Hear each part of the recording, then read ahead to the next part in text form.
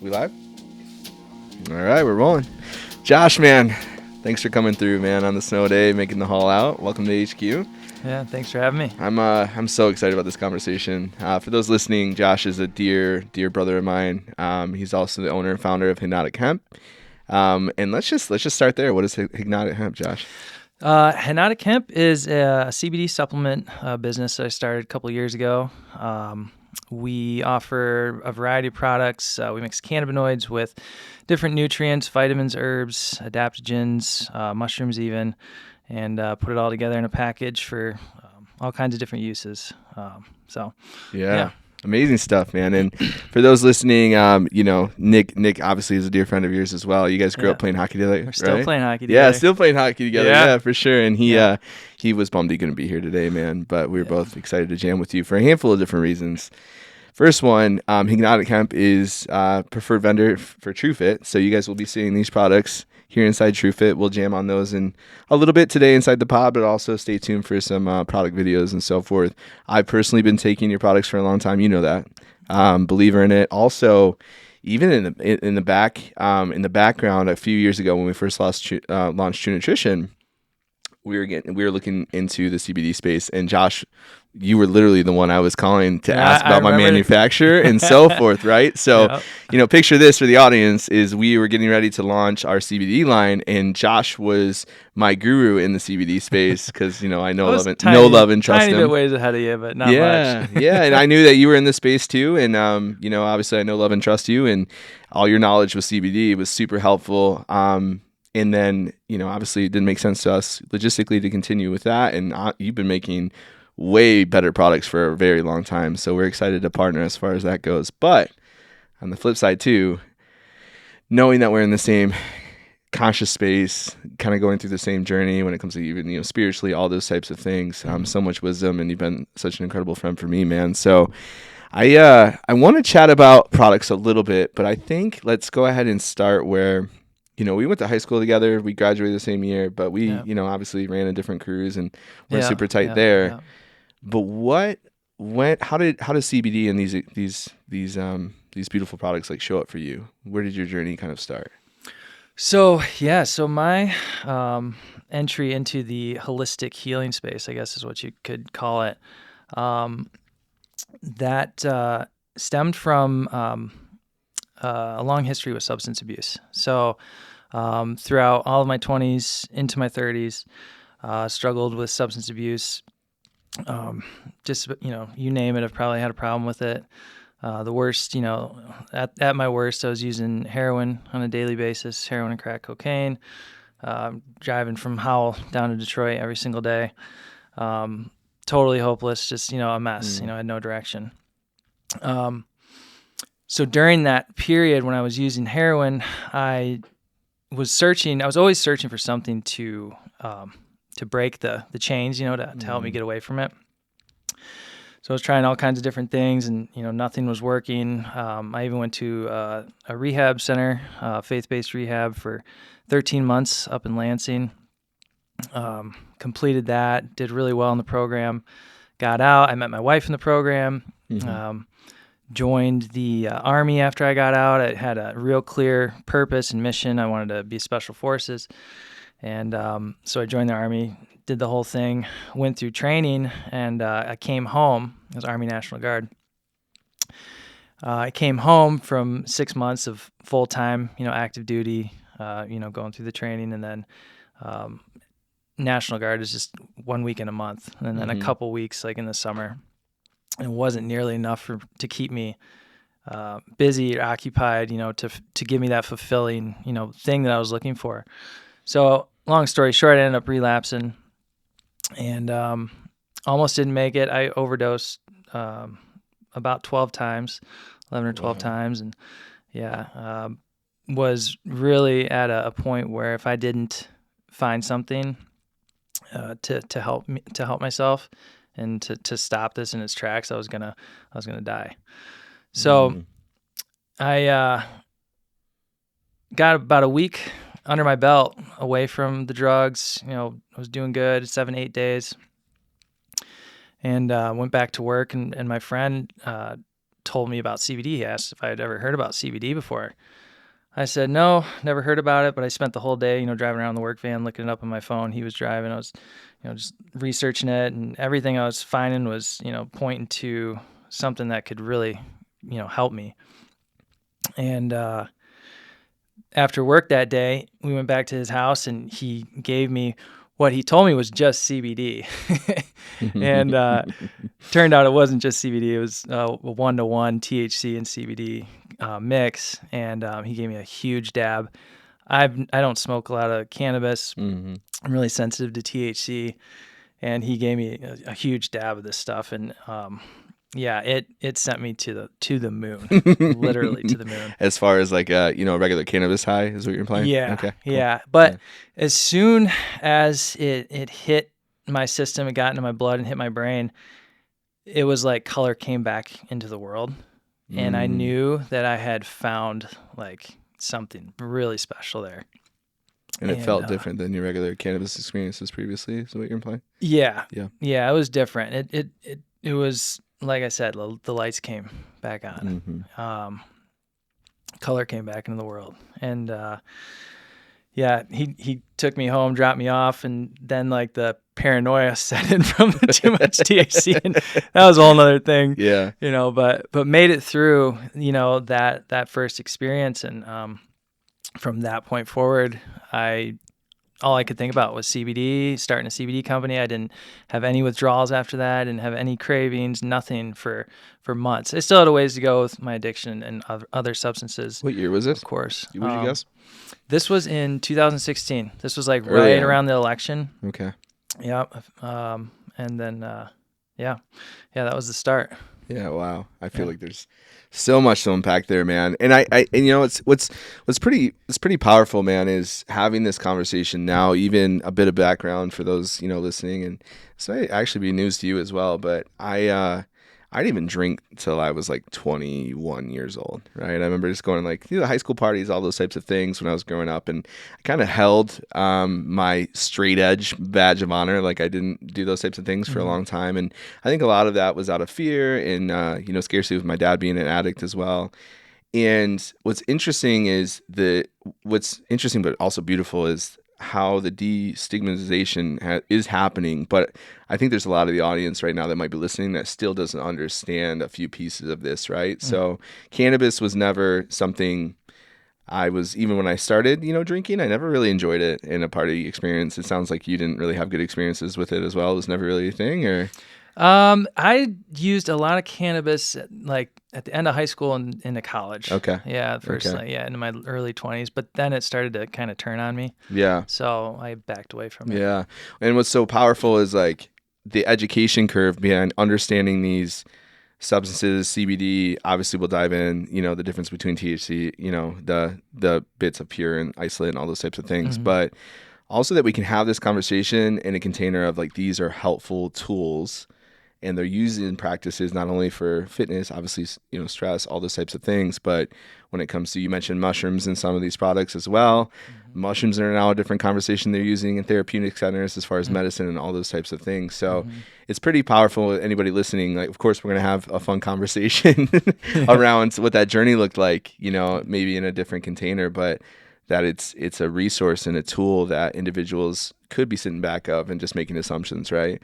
Like, oh, here we go. I'm listening to a bunch of stoners talk about their body product that has, cannabis. It's not that, right? Right. So when you, from my perspective in high school, it was like, here's Josh. He's a hockey player, kind of a stud athlete, had it all together, just ran in that crew.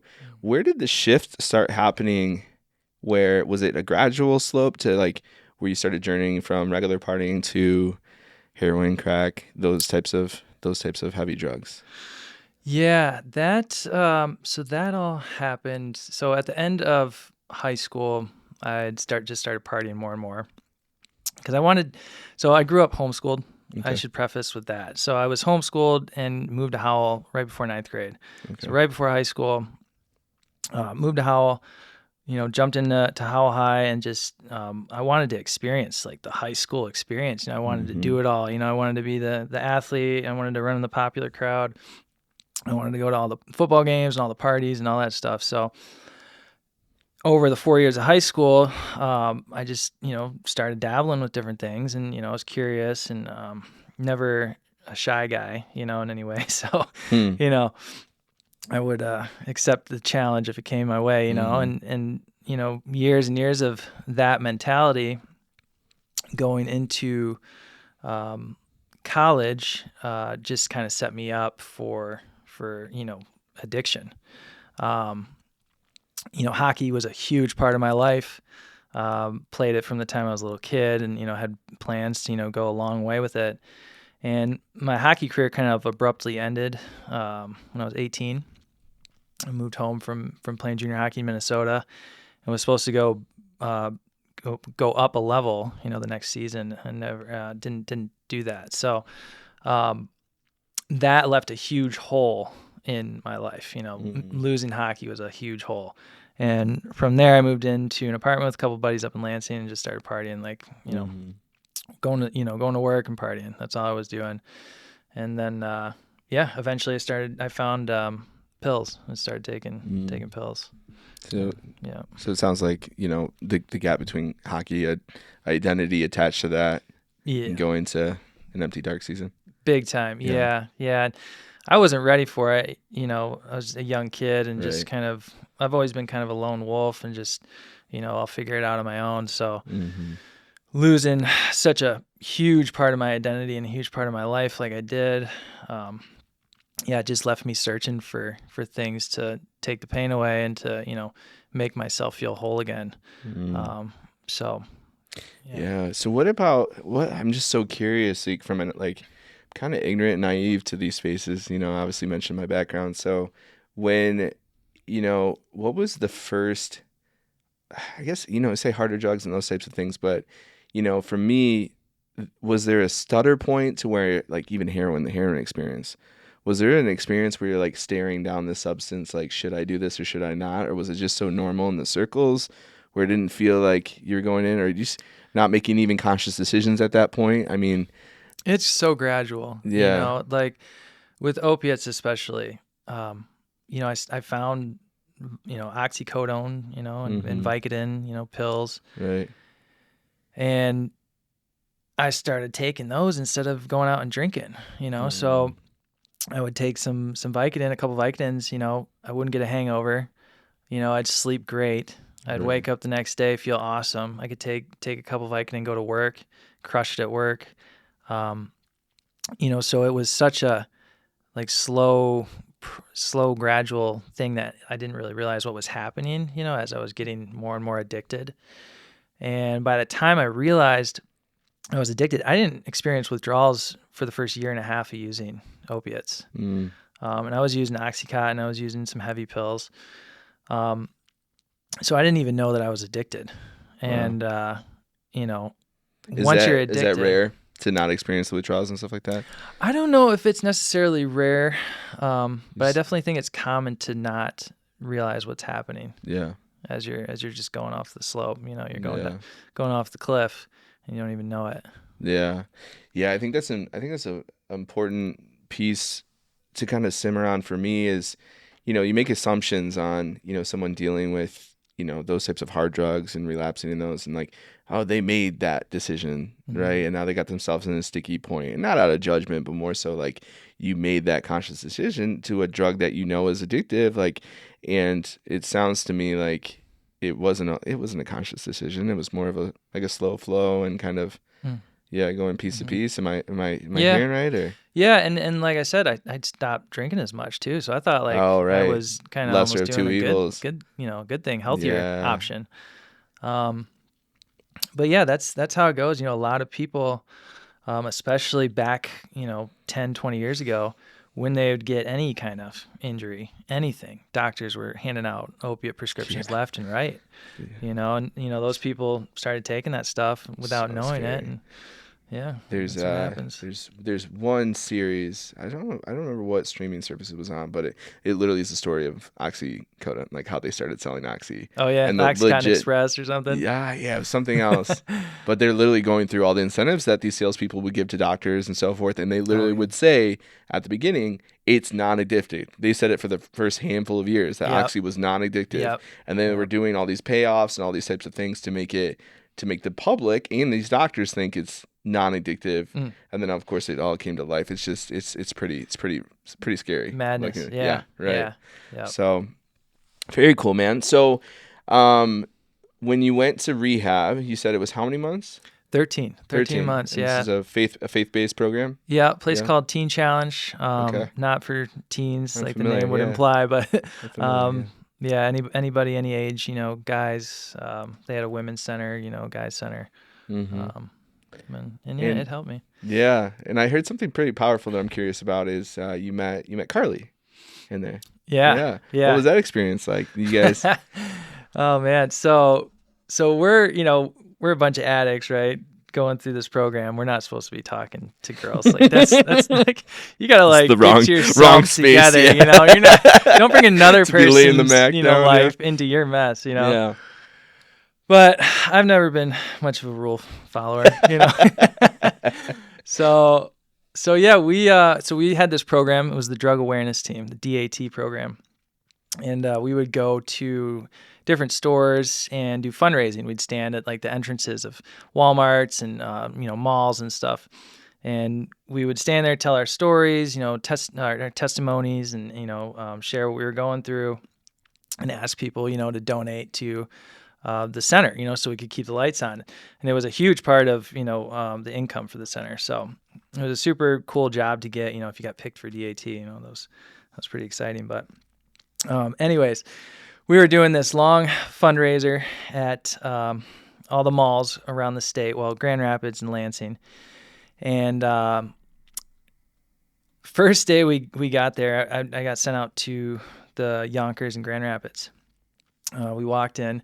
I went to the bathroom and saw this girl standing by the water fountain on her phone. She was wearing all black, had a white headband on. I was like, wow, she's really cute, Let's go, yeah. I was like, that's cool, she had her tag on, so I knew she worked there. I was like, sweet. Got the right program. We were going to be there all day. We were there for like a couple weeks straight, like 6 days a week. So yeah. So yeah, she saw me too, obviously, and she came up to me and my partner. We're sitting by the front entrance, and she just asked what we were doing, and I started, telling her about the program, just like, just full exposure, told her what I was in there for, this is what I'm here doing, blah, blah, blah. And she's like, okay, that's cool. And as soon as she walked away, I looked to the guy who was standing next to me, and I said, she's saved. And that's how we would, it was that my energy recognized her energy. Yeah. And the way I knew how to express that at the time was to, she's saved. Like I could just feel like she's she's in the club, because we were all, going through this Christian program and, so a little later on in the day, her sisters had came in to see her, and they were walking out, and they stopped at the table and gave me a piece of paper with her number on it. Let's go. And you got the sisters encouragement, man. Yeah, come on, right. Come on. Yeah, she had them doing her dirty work. So I got her number, and again, we're not supposed to be. Did you guys have phones in the program? So no. You're like, thanks for this, but I can't use this for a minute. Well, so no, with some exceptions. So being on the drug awareness team, I was one of the head guys of the team. I was allowed access to phones. So I would have a cell phone on me every now and then, and I'd have to turn it in at night and all that. But I would have that phone with me, and so I started reaching out to her on that phone like right away, and we really just hit it off. We connected, and for the next couple weeks, we hung out a lot and talked like at the mall, and quote unquote started dating like while I was in the program. I would bring her like notes and little things, just when I would come and see her. And yeah, man. So we met. We started dating like right away. I graduated the program 4 months later, and like we never really hung out. Her birthday was coming up like right after I graduated, so I went and talked to her parents and said, I'm gonna ask Carly to marry me. I was like, I knew it, I was ready for it, and I just wanted to get things going. I was like, let's go. So I proposed to her. She said yes, and then we got married 6 months after that. So wow, real so fast. awesome. Yeah. And we're still married 8 years. So good. Yeah. It's been beautiful watching you guys' journey from afar, and also obviously being close with you. But man, I wanted to bring this up because I obviously see you guys' relationship. I see, the same journeys that you're on, the work that you guys are doing together and so forth. And I'm like, man, there's got to be something there. And I kind of heard it, and don't let me speak for you, but like you being kind of in that position inside the program, but also just kind of being in alignment with like, hey, vulnerably, like you could have been at your lowest point, something that you would have been ashamed of inside the program. And it sounded like you just were an open book and you told her exactly like why you were in there, opened it up vulnerably. I mean, was that the case? Yeah, I've always been super open, Okay. It's funny because the philosophy that I've, let me back up. So in 8 Mile, Eminem, he's like rap battling somebody, and he just like lays out all of his issues, and like the guy he's like rapping, battling against can't come back with anything. He has nothing to say. And like I watched it as a little kid, I was obsessed with Eminem. I was like, yeah, I'm just gonna be open and vulnerable, so nobody can say anything that they haven't heard before, from me. So that's how I approach things. Yeah, and that's a piece, man, that I like to simmer on often, but it's just like when you are vulnerable yourself and open it up, there's a huge attractiveness to that. And I feel like that's being in alignment and you're masculine and, being confident of where you're at and so forth. But what a awesome place to kind of grow out of. I mean, seeing where you guys grow, like with that relationship stemming from there. So it's cool, man. Thank you for that, man. Yeah. Where, when you're starting Henotic Hemp, CBD was early at that point, right? You said it was 2016? 2016, yeah. So it was just kind of coming online. People were just starting to talk about it more, but it was still pretty unknown. I mean, a lot of people thought it was, weed. I mean, still people think it's like, that's just weed, Yeah. I mean, even my experience, man, it was, I think a little bit after that. And I had like CBD was this new thing. It was helping with inflammation, all these good things. It, caught trend. And, my first couple of experiences with CBD, I thought, and I asked those questions, I'm like, is it going to get me high and all those types of things? Because I wasn't really a big fan of cannabis at that point. Honestly, really naive to the space. So when I had my first CBD product, I tried it, and it was one of those MLM companies. I forgot what it was, but I didn't notice a thing. And I just spent $60-$70 for this tincture. I didn't notice a thing. And I was like, oh, this is a hoax. Like, whatever. I didn't feel it. Maybe it's good, whatever. I was like, there's no bang for this buck. And then I remember I had my next experience, and it literally was the first night that I slept through the night my entire life. I've had sleeping problems my whole life. And the first time I took CBD was actually the first time I didn't wake up the whole time. I'm like, whoa, here's the deal. And that was around the time that we started connecting a little bit deeper as well in your products. Now, obviously, I take every day. I actually, before we started podcasting here, I grabbed a couple of the products off my desk that sit right next to your mind caps and stuff too, right? Caps, So, for those listening, let's dive into a quick low level Q&A, right? So CBD can have THC in it. It also cannot. Right? Yeah. So there's three kinds of CBD: full spectrum, broad spectrum, and isolate. Okay. Full spectrum CBD is the least processed, so it has all the nutrients that are inside of the plant when that plant is harvested. So that includes CBD, obviously, a bunch of other cannabinoids, including THC, which can be psychoactive if you take a large enough dose. So CBD, full spectrum CBD, something you want to be careful with if you are somebody who takes drug tests or something like that, because Yeah. those trace amounts of THC can build up in your system over time. So real quick on that, because that question comes up all the time in our circles and so forth. Your pure CBD does not have any trace THC in it, correct? Yeah. So Henotic Hemp products, only 2 of our products have any THC. Okay. All the other supplements, I should call them, are made with isolates. So CBD isolate, CBG isolate, CBN. So there's no THC in 6 out of the 8. So. Yeah. So these products that don't have them, people don't have to be concerned about drug testing.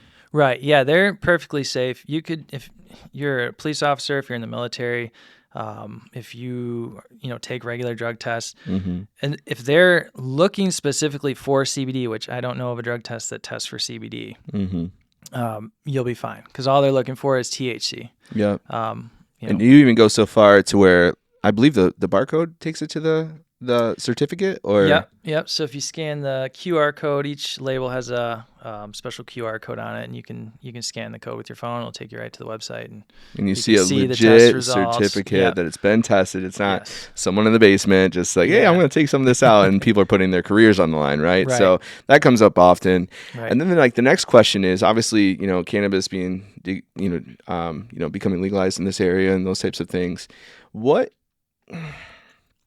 Why would individuals want those trace amounts of THC in the product?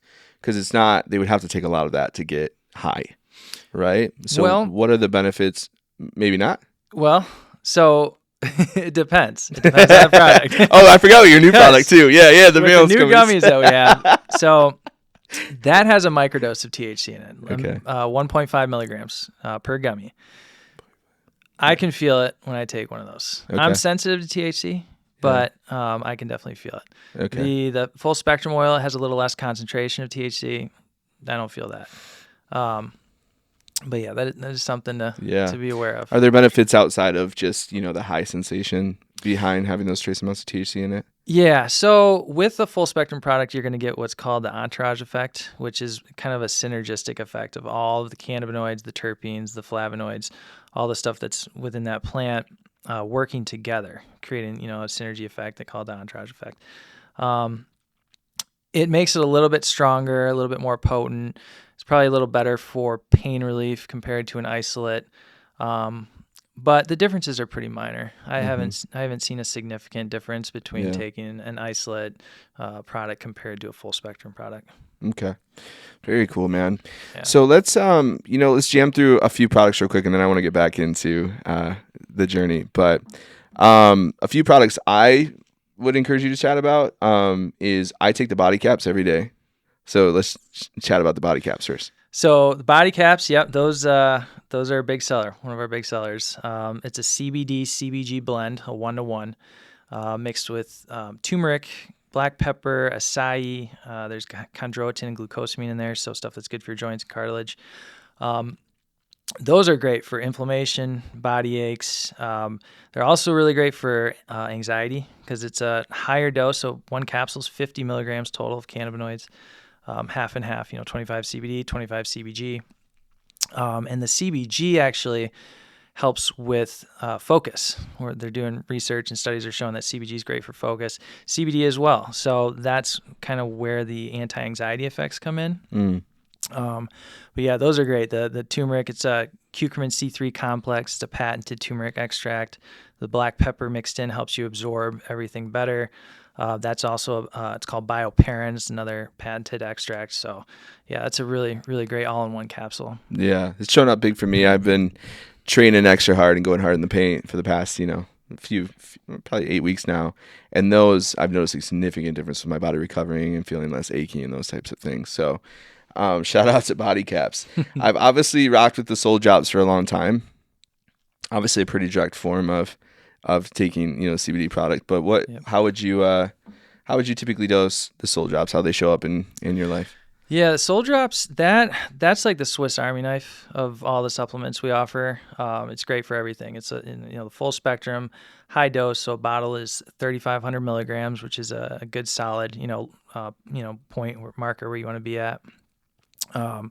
Serving size of the Soul Drops is just half a dropper, so not much. And in that half a dropper, you're going to get almost 60 milligrams, 58 milligrams is what it says on the label. But again, full spectrum, so that's great for, I use it at the end of the day more so than, in the morning or afternoon, just because it can be a little bit heavier on effects. It's a little bit more relaxing, but it's amazing for sleep, amazing for just, winding down at the end of the night. Great for anxiety, great for mood, all the above. Like I said, Swiss Army knife. Yeah. And then, definitely. I typically take those before bed. Mind caps I throw in a handful of times a week when I'm, focusing on trying to get into flow state and focusing on project and those types of things. So I'm a big fan of mind caps. Actually, I think that was the second product I ever took from you besides Soul Drops was mind caps. So tell us a little bit about those. Yeah. So the mind caps are my absolute favorites. Yeah. I take the mind caps more than any other supplement by far. So mind caps are what's called a nootropic. Nootropics are cognitive enhancers, basically like brain food nutrients that just stimulate better blood flow, better connections, improves, mood, energy, focus. They're great. So I take those, just about every day. Take one in the morning for, help get me into flow state at work. Maybe take another one in the afternoon. But they're really nice. Some days, one is just enough. Yeah, they're fantastic. Yeah, there's something to point out there too, because I've nerded out on a lot of different nootropics and tried a lot. What I noticed about these is some of the other nootropics are so stimulating, which can get you focused, but caffeine can do that sometimes, right? Right. What I like about these mind caps is it keeps me at a steady, not like almost anxiety state of focus, right? It's like it's more steady and smooth. Is that point towards the CBD in it? For sure. Yeah. So mind caps have the same main ingredient as alpha brain, alpha GPC. I think that's where maybe that stimulating effect can come from is something like that. The mix with the CBD, the alpha GPC, there's choline powder in there, artichoke heart.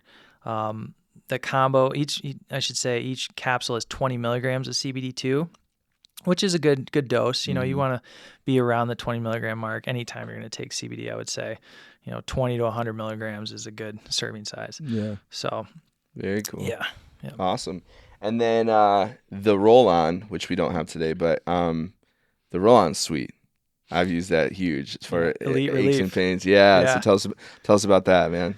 So the Elite Relief it's like the topical version of the body caps. It's got all the same main ingredients: CBD, CBG, the turmeric extract, the black pepper extract.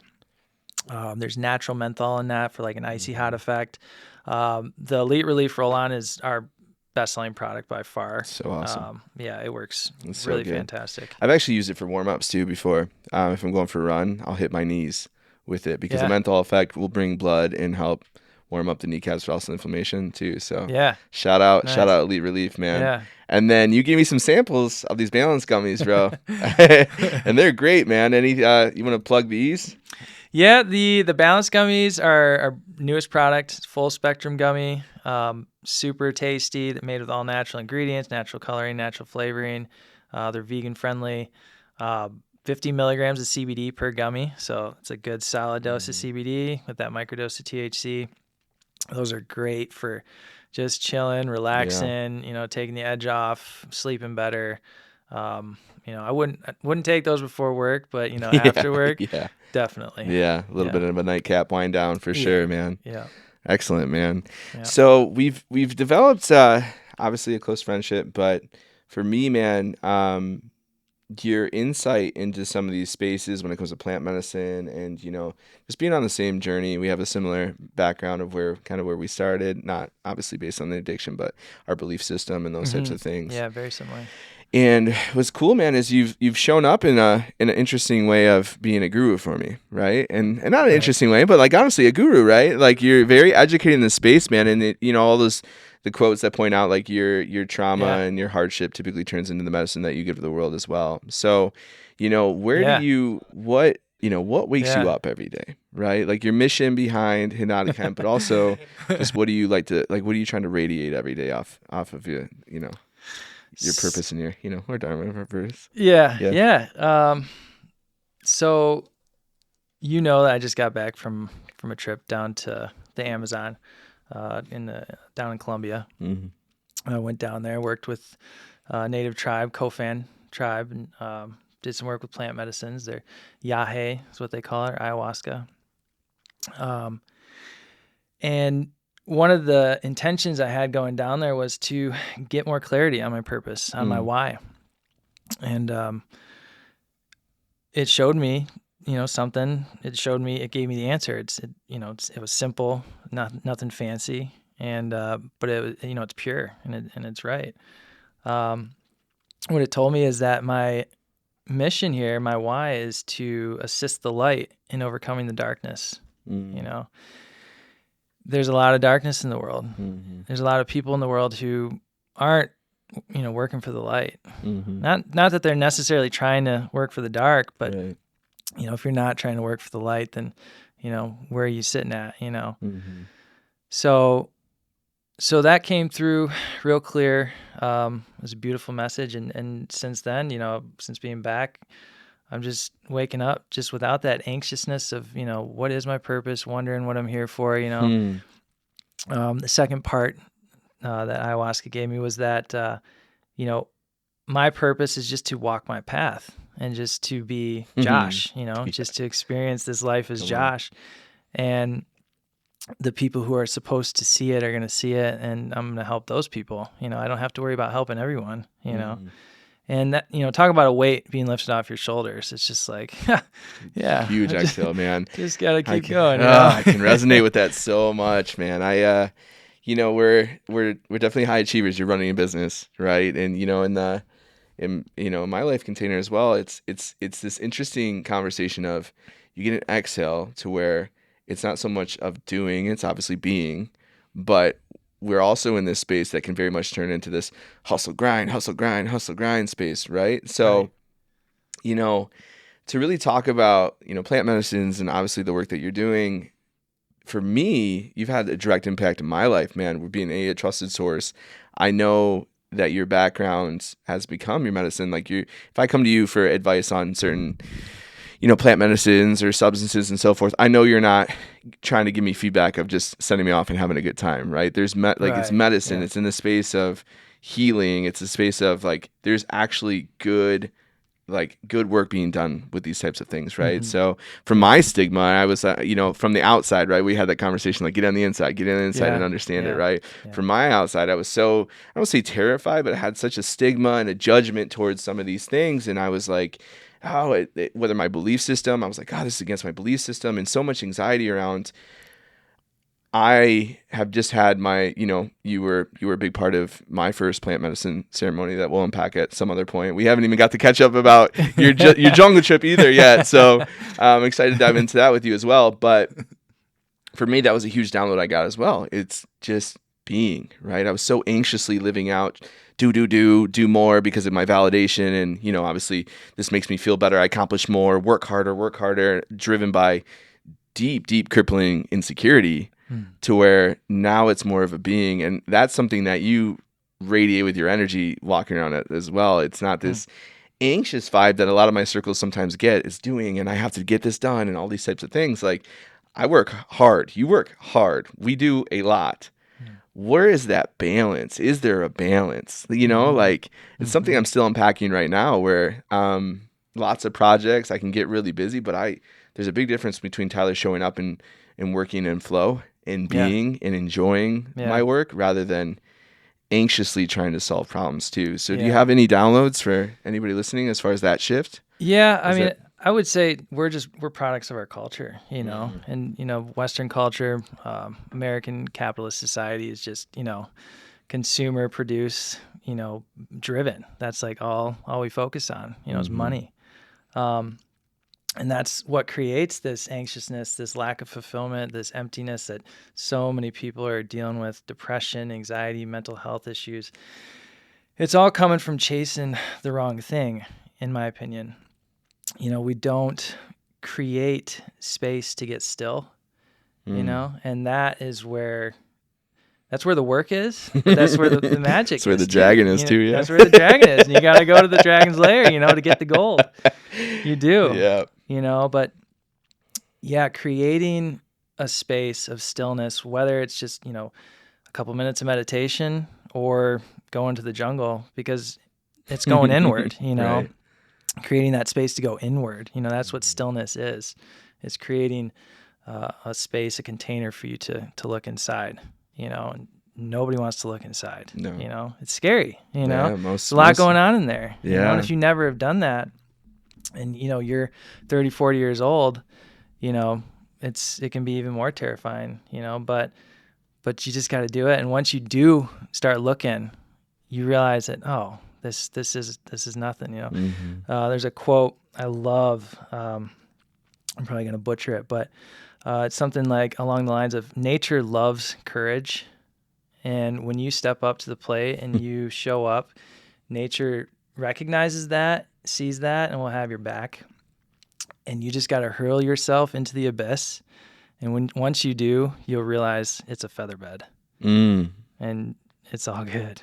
Yeah. You know, it's all It's okay. all good. Yeah. Yeah. I mean, that's so huge, bro. I mean, like, I was guilty as charged, and, you know, it's always a process. It'll pop back up, and you know, got to do the work and get still again. But the worst thing for me is when I'm busy without alignment, right? That has been a big different season in my life where I was busy and anxiously working, trying to get more done, to get that dopamine hit and make me feel more productive and my validation go through the roof and all those types of things, versus now some of this flow that I can get through, and I'm being way more productive on paper, but I'm in very deep alignment. There's a big difference between the two, where like some of these circles and the individuals I get to work with, they're still in the space of anxiously trying to get more done in working and obviously shooting shots, and that's part of it. But the escapism is so huge, right? Like, how empty did it feel previously? It's almost like a huge revelation when you get to that space where you get still, and you have to keep going there, right? Yeah. But these individuals where they go from anxiously escapism, hopping to relationship, can't be alone, you know, whatever it might be, just to sit in it, right? And face it, right? So, you know, I have some feedback too I'd like to share, but what is your cue where you might be avoiding something and you're like, hold up, let's hop in here, let's rest in discomfort, let's go face the dragon? Yeah. Is there a feeling that you feel, or is it now it's probably building reps and kind of becoming habitual for you to go back there too? But do you remember your first experience where you're like, I'm gonna sit in this and see what's coming up for me? Yeah, I mean, being a former addict, you know, when things start going off the rails for me, they go off the rails like, you know, in a pretty extreme way. You know, I'm an extreme person. You know, so when I notice things start popping up in my life, like I'm, you know, spending way too much time on my phone, or, you know, I'm having a really hard time getting out of bed, you know, just want to sleep in and, you know, turn off my alarm clock, you know, just avoiding facing the day. That's when I know, okay, it's time to go do some work, you know. And like you said, the work's never done. You got to keep going back and over again. You know, you don't get an oil change in your car one time. You know, you got to constantly, you know, you got your tires, you know, oil change. You got to repair it, you know, because it breaks down. You know, and that's like the human body going through life. You know, we're constantly absorbing, you know, things, traumas, you know, small and large. Sometimes stuff that we might not even perceive, and that stuff gets into us, weighs us down. And, you know, it becomes like chains, you know, that we're walking around with. We got all these chains on, you know, we're just heavy, you know. You go do something like a plant medicine and you surrender to the unknown. You surrender your power, you know, that you may or may not really have, right? And you go through an experience. Man, those things, it's like, they're like keys, you know. These medicines are like keys that you can use to unlock these big heavy locks and take off these chains. But it'll take you all the way there, but you still have to let go of the chain, man. You still have to drop it. Yeah. And that is where the final test of, you know, surrender and courage comes in, because, you know, it's scary, it's painful. But as soon as it's gone, man, you feel like as light as a feather, and you can just, you feel like you're flying. Yeah. So. Yeah, and the integration is obviously almost just as difficult sometimes as the journey itself. Oh, that's even more important. Yeah. The journey itself is just the first step. Yeah. So much comes through in an experience, a medicine experience. It's like drinking water through a fire hose, and you're just trying to grab onto whatever you can, and all that good stuff gets in there. It stays in there, I think. But taking the stuff that you can out of the experience and then implementing it into your life, that's where the real work starts, because that's where you have to break habits. That's where you have to change patterns. That's the work. Yeah. So. It's so exciting to have this conversation in this context, because like even a few years ago we follow we follow a lot of the same content and same individuals and those types of things. And, even the relationship kind of started with Aubrey and, Fit for Service, and, his platform he's been using a lot is a few years back. Like I've been like observing for a long time. I've been watching and kind of researching and curious, but I would never step to the inside because of the stigma, right? In my belief system and, right or wrong and all these types of things. And now it's literally becoming undeniable behind the decriminalizing, behind some of these medicines, and all of a sudden the therapy centers that are popping up in Canada, it's science, it's proof, it's kind of undeniable. So it's like anybody listening, I understand what it could sound like if you don't understand or haven't found this space, but before long, it's going to be regular practice of how beautiful it gets you kind of out of your own way. It almost makes you like sit into it well. You got to look yourself directly in the eyes. Yeah, there's bravery, man. There's a lot of bravery behind any of those experiences. So, and then it becomes exciting. I mean, I don't know what your experience has been like, but anytime when I first started using the rest and discomfort, like, what am I feeling? Let me sit in here. Feel this, there's gold here. What is the lesson to be learned? And, I call it gold mining. You get your gold and kind of get out of there. You can sit in those experiences for too long if you're not doing it with the intention of exploring, right? Like those emotional experiences, you can sit in there long and they can almost drag you in kind of like a black hole, right? So, for me, I have a couple cues where I'm like, what am I feeling? Where am I feeling at? How is this real, or is this a mirror to something I have to work on in myself? It always is, right? Oh, yeah. But do you have any cues while something might be coming up for you and you're like, I got to sit in this? Are you asking yourself questions? It sounds like a lot of meditating. I do a lot of, prayer in that as well. What are you, how do you explore? So it's been a long path, long journey for me. Like I said, that substance abuse, I just got that under control. I'd say like not even 2 years ago. Oh, wow. So I'm still learning and I'm still exploring it. I'm still figuring it out. But the, really powerful tools that I've found, the first one's the cold. Yeah. The cold exposure. I got a tub on my back porch. I'd use it every day. Yep.